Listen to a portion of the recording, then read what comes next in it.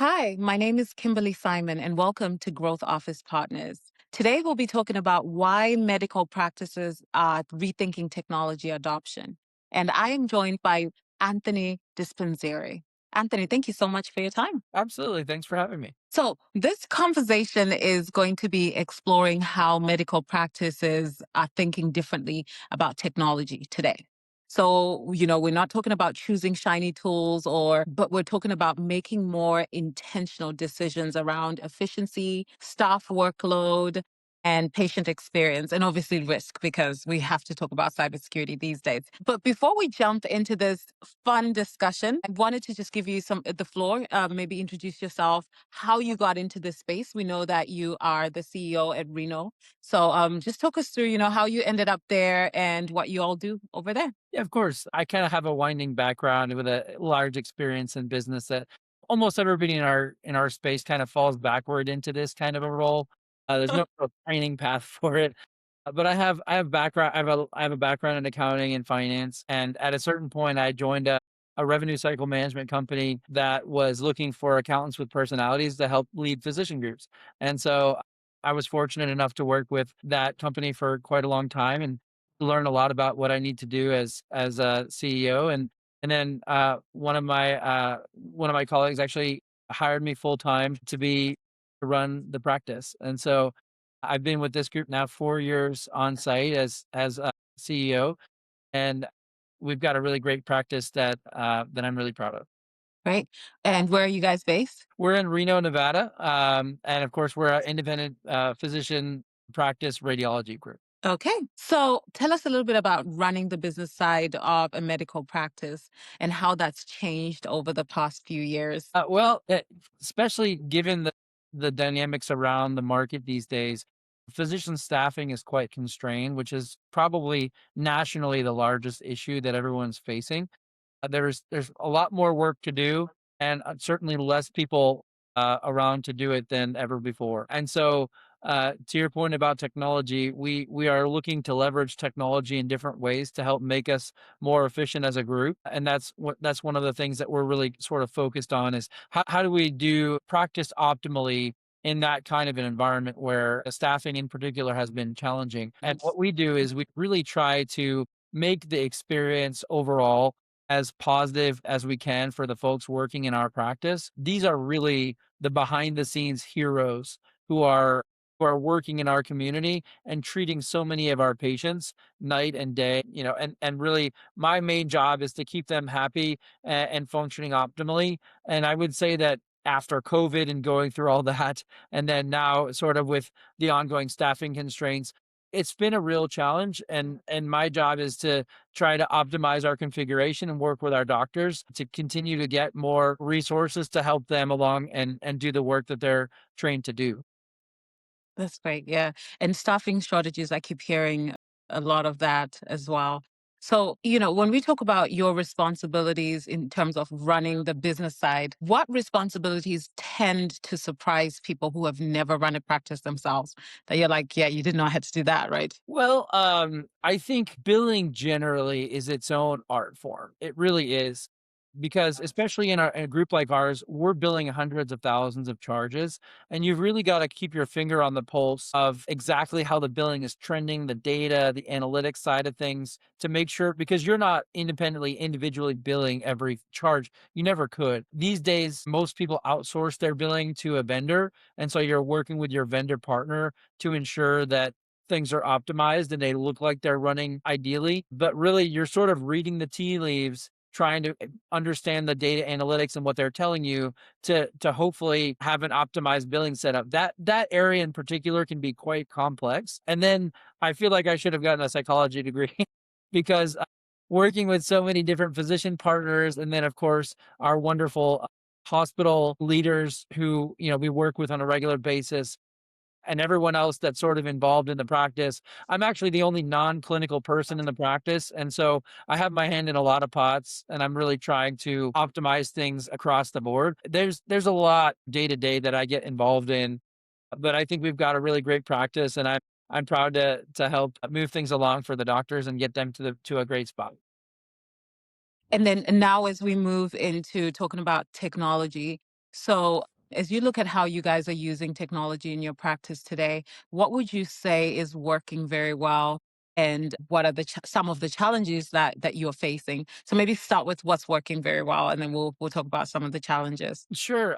I would say that some of the new tools that are coming online are certainly have the promise of making us a lot more efficient. I think some of the recent networking and IT changes that we've implemented, in concert with our health system provider, Renown Health, have really positively impacted like our ability to read remotely in a more efficient way. Some of the networking and data transfer, storage for security and other items. I mean, really, we've made some significant improvements within a relatively short period of time, and I think we're really proud of that because I think we offer a platform for physicians reading as far away as New Jersey and Florida, which is clear across the country, in a seamless way that allows them to really kind of optimally configure their workflow and work as an integrated part of our practice. I think that ability and the way in which we offer the stability for the platform, it really has come a long way and allowed us to practice in ways that we haven't before.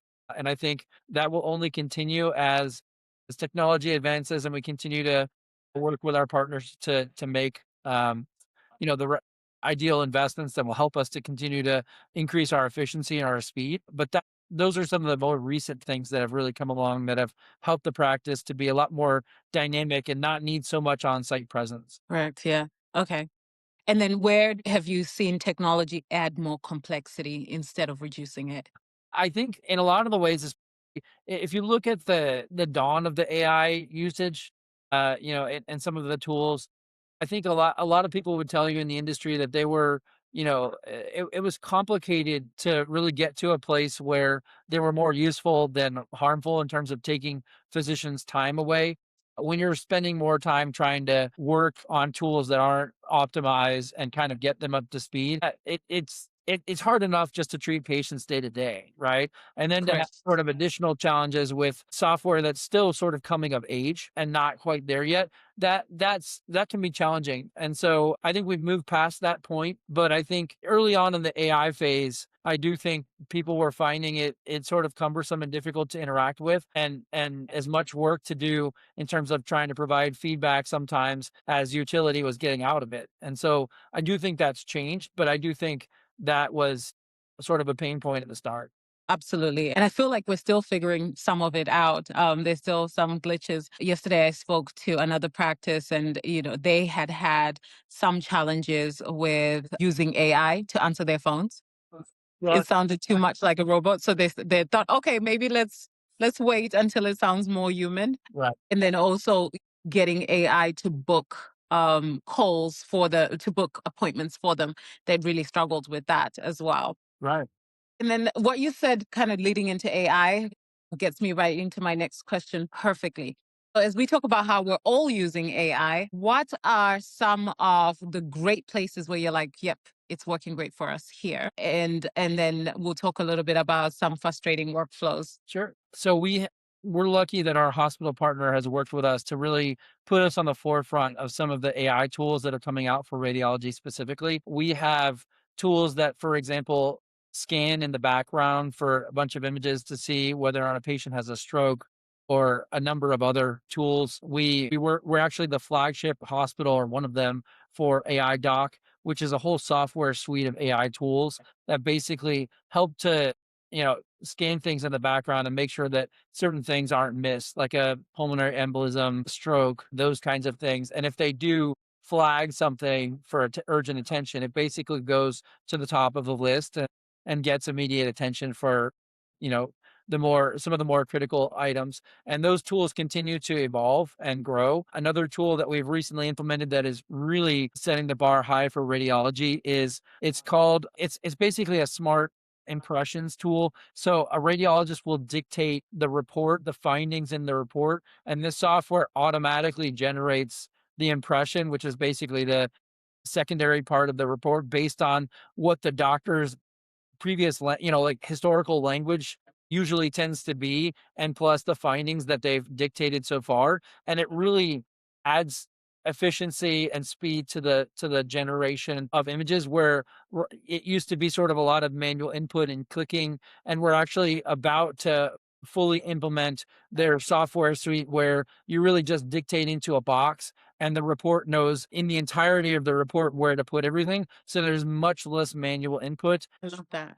That will really, it's already saved us time and efficiency. Our rads would say that they really would never want to go back to a place where that didn't exist. And Mm. we're really excited for the future where it'll just continue to help them to treat more patients with, with the folks that we have, which is important in this, kind of environment. We Oh are yes. We don't know how we ever did without all of that, being able to complete those reports and record. Yeah, it's. I don't know how we ever did without them. right. We are we're lucky in that not a lot of practices don't have these tools yet.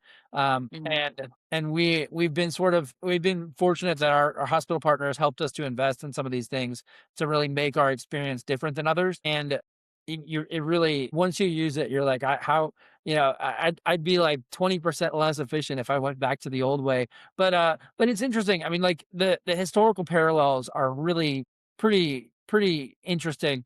There was radiology before PACS, which basically was a digitization and where everybody could see images electronically, right? People were hanging films and looking at the light box to see if they could determine what was going on with people. And there are radiologists after PACS, right? And then we have more demand now than ever. In the same vein, there will have been radiologists before AI and then after AI using it as a tool to be more efficient. And it's going to help us to do exactly that. Obviously, there will be some challenges and complications along the way as we get there, but that's Mhm. sort of the promise and the future of the technology that we're looking to continue to adopt. And then now, as you think of the future, and AI is allowing us to do so much.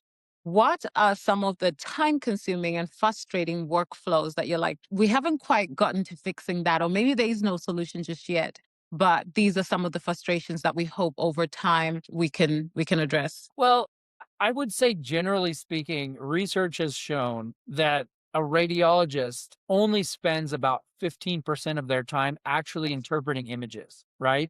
And if you think about it, so that's they're answering phone calls, they're talking to colleagues, they're interacting with patients and staff. They're doing so much other stuff that is not, at least on the diagnostic side, sort of what you would expect most diagnostic folks to really be doing to generate maximum value. And I think a lot of the promise of the tools that continue to develop are getting people to spend more time doing sort of the stuff that really helps patients in the best possible way. And if we can get them to do more work more efficiently and have less, sort of friction, if you will, having to manually input stuff, making additional, like other stuff that takes away from the work, the primary work that they ought to be doing.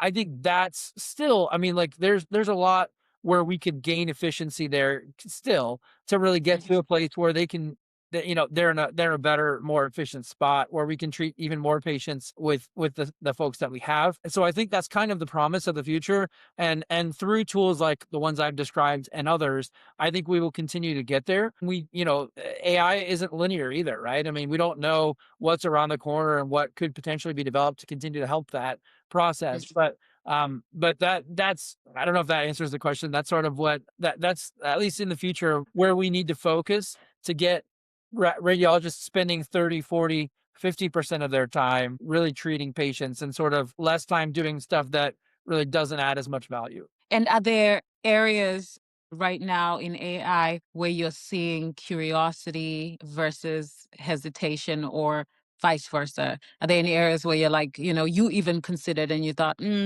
no, we're not going to do that? Well, I mean, healthcare by design is always 20 years behind the curve in technology in general. You don't want to use the most brand new, latest technology and have a huge problem with it when people's lives are on the line, right? And so when you look at it industry wide, we're certainly by design, we're probably the only industry still using fax machines, for example. And so there are a bunch of examples of why healthcare is always in a lag position. So I think a lot of the issues with AI will probably get worked out in other industries before so that we can sort of evaluate how they impact us and try to avoid some of the negative effects of that. It's never perfect.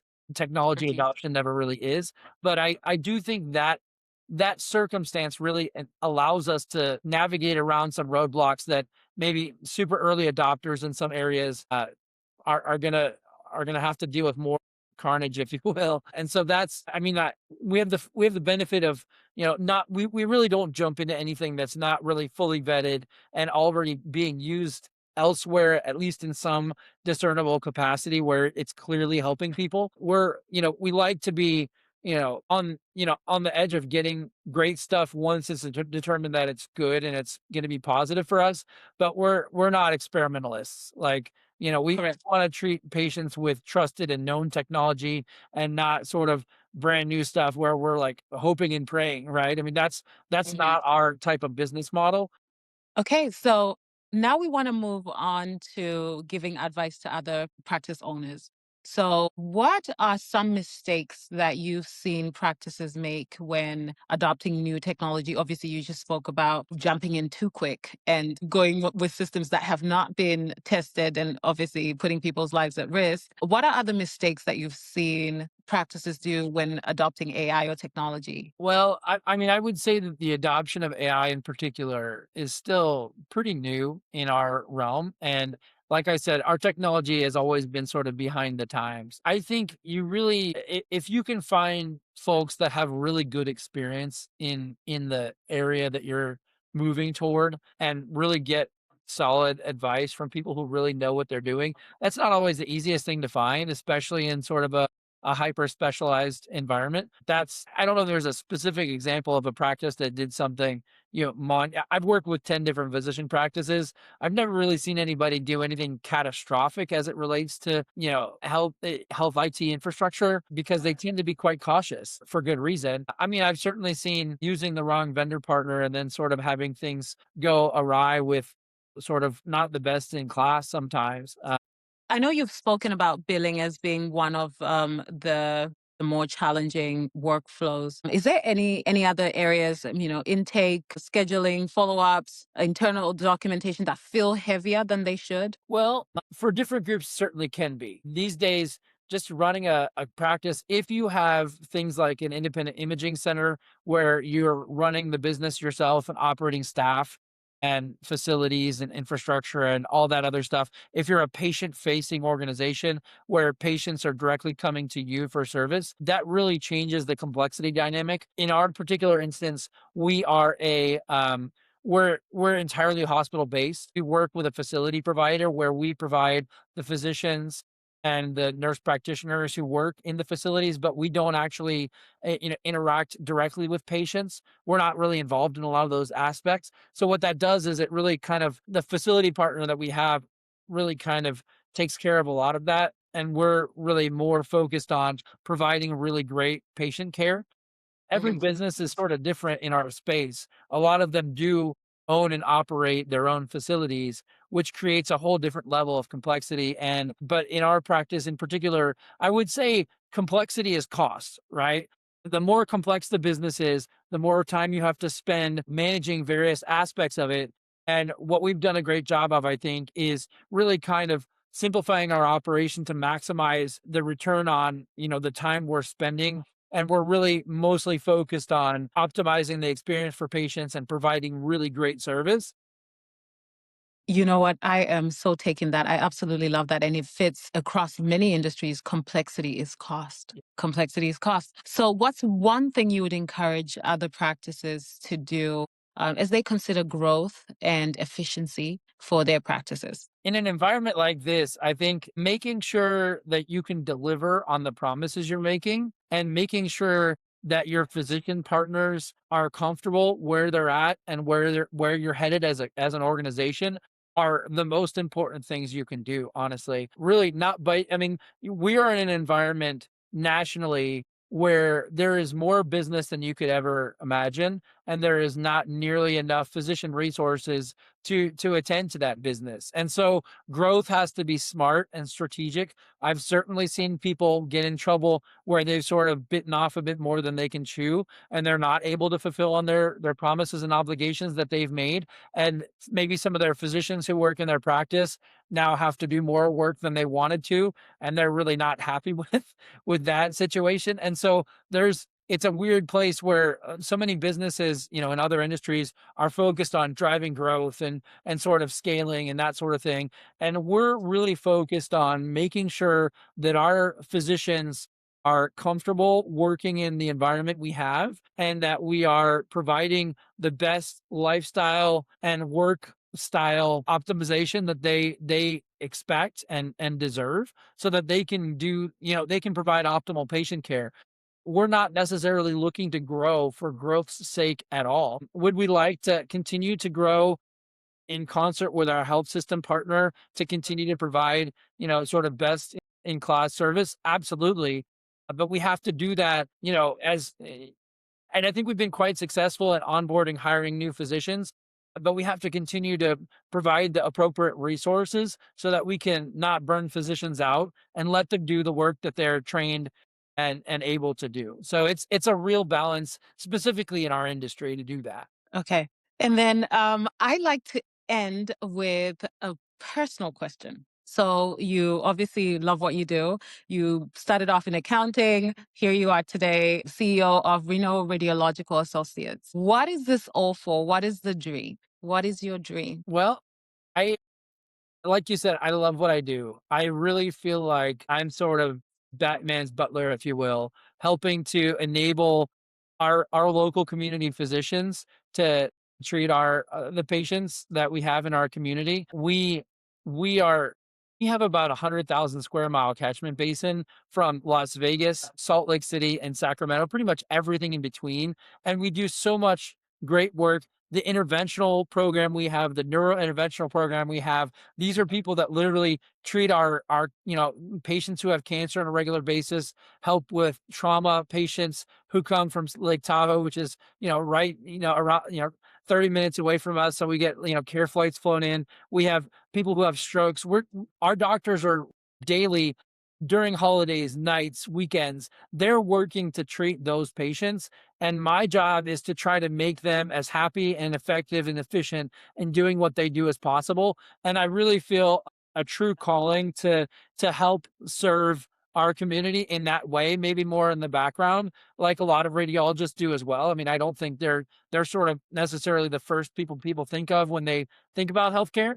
But I don't know if there's a specialty that has a bigger impact on, if you think about the total volume of patients that come through a health system, radiology probably touches 90 something percent of all of those patients. And so these people are absolutely critical to healthcare in our community. And I'm passionate about doing everything I can to try to put them in a great position to be successful and to have more of them come and to continue to operate a really great business for the benefit of our radiologists, for their families, and really for the benefit of our patients and our community.